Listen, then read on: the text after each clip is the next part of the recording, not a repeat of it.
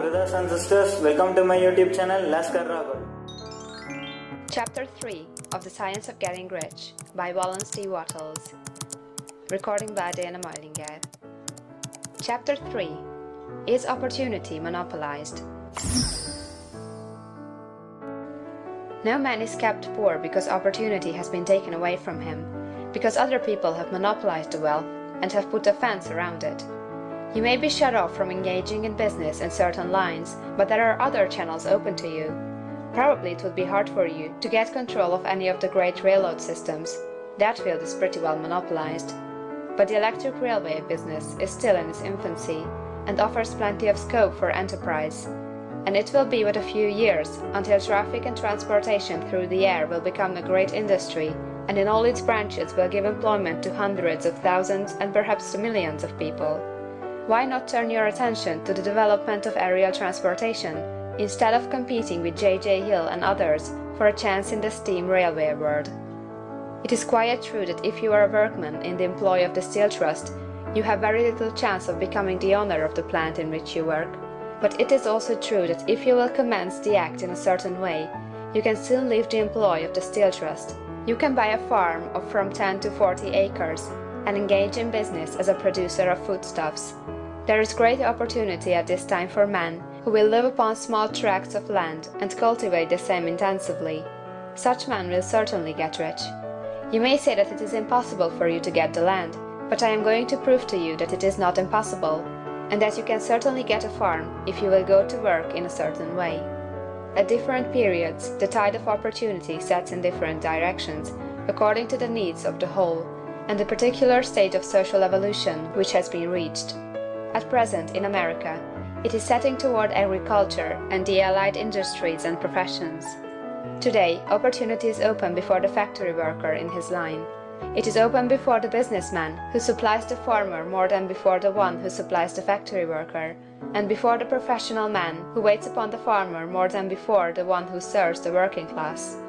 There is abundance of opportunity for the man who will go with the tide, instead of trying to swim against it. So the factory workers, either as individuals or as a class, are not deprived of opportunity. The workers are not being kept down by their masters. They are not being ground by the trusts and combinations of capital.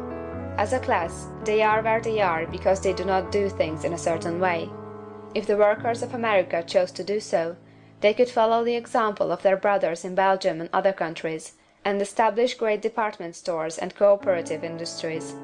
They could elect men of their own class to office, and pass laws favoring the development of such cooperative industries, and in a few years they could take peaceable possession of the industrial field. The working class may become the master class whenever they will begin to do things in a certain way. The law of wealth is the same for them as it is for all others. This they must learn, and they will remain where they are as long as they continue to do as they do. The individual worker, however, is not held down by the ignorance or the mental slothfulness of his class. He can follow the tide of opportunity to riches, and this book will tell them how. No one is kept in poverty by a shortness in the supply of riches. There is more than enough for all. A palace as large as the Capitol at Washington might be built for every family on earth from the building material in the United States alone, and under intensive cultivation, this country would produce wool, cotton, linen, and silk enough to clothe each person in the world finer than Solomon was arrayed in all his glory, together with food enough to feed them all luxuriously. The visible supply is practically inexhaustible, and the invisible supply really is inexhaustible. Everything you see on earth is made from one original substance, out of which all things proceed.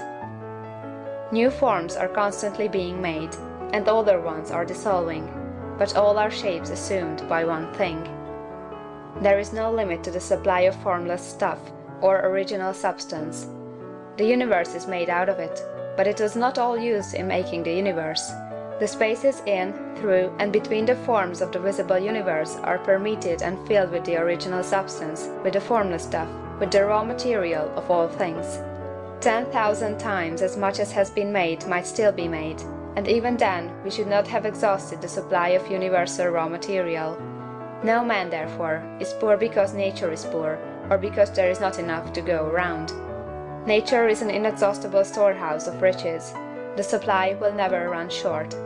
Original substance is alive with creative energy and is constantly producing more forms.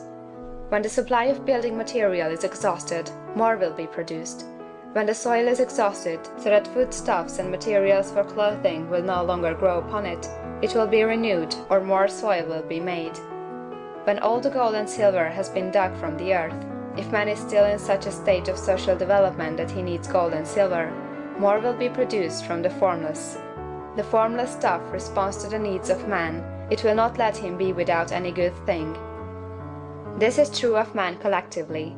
The race as a whole is always abundantly rich, and if individuals are poor, it is because they do not follow the certain way of doing things which makes the individual man rich.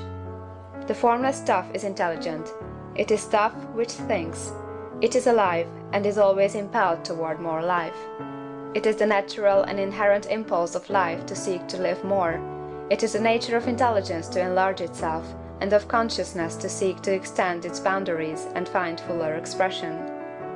The universe of forms has been made by formless living substance, throwing itself into form in order to express itself more fully. The universe is a great living presence, always moving inherently toward more life and fuller functioning. Nature is formed for the advancement of life. Its impelling motive is the increase of life. For this cause, everything which can possibly minister to life is bountifully provided. There can be no lack unless God is to contradict himself and nullify his own works. You are not kept poor by lack in the supply of riches.